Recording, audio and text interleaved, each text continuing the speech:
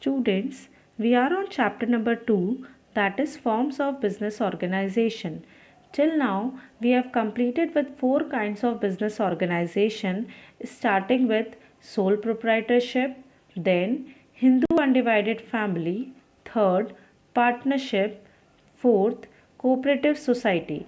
Now today we're going to do the next kind of business organization, that is joint stock company. In general language, we also call joint stock company as normally the companies. Now in India, joint stock companies are being regulated by the Companies Act 1956, which was later amended, and now it is known as the Companies Act 2013.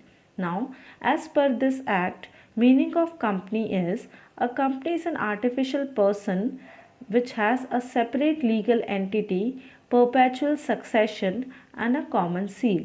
To understand the definition of company, we have to understand the meaning of all these terms. So, starting with the first one, that is artificial person. Now, company is an artificial person which exists only in the eyes of law. Okay, company is not a natural person which we can see or touch, but company has its own legal existence. It exists in the eyes of law. That is why it is considered as an artificial person. Coming to the next term, that is separate legal entity. Company enjoys a separate legal entity, which means that the existence of company is altogether different from the members or shareholders who form it. Okay, the members and shareholders all together have their own existence, and the company which is being formed by those shareholders has its own existence, which means that company can in its own name transfer the property, purchase the property, can enter into the contracts, can file a case on any another third party. A third party can also file a case upon the company. That means a company can sue and be sued also. Next one, perpetual succession. Now perpetual succession means members may come, members may go, but it does not affect the existence of the company. Shareholders आते हैं, shareholders चले जाते हैं, लेकिन फिर भी company के existence पे कोई भी प्रभाव नहीं पड़ता है. Next one, a common seal. As you have your official signature, in the same manner, a common seal is the official signature of the company. No document will be considered as a valid or authenticate until and unless it bears a seal of the company. So I hope you will be able to just learn the definition of the company now, that company is an artificial person having a separate legal entity, perpetual succession, and a common seal. Now we're going to take the next topic, that is characteristics or features of joint stock company. The very first one which we have already completed with, and we're going to revise that, separate legal entity. The existence of company is quite different from the members or shareholders who are forming it. Company can in its own name enter into the contract, purchase the property, transfer the property, can sue and be sued. Coming to the next one, that is perpetual succession. Perpetual succession means the company enjoys continuity.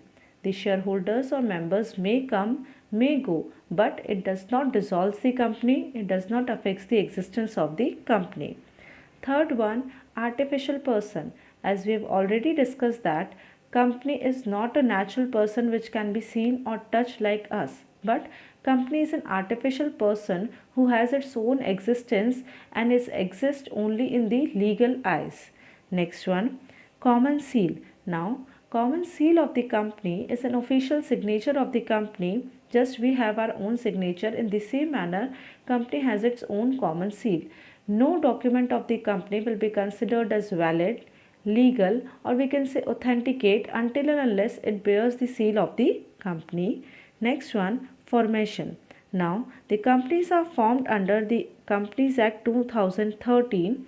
Earlier it was under the Companies Act 1956.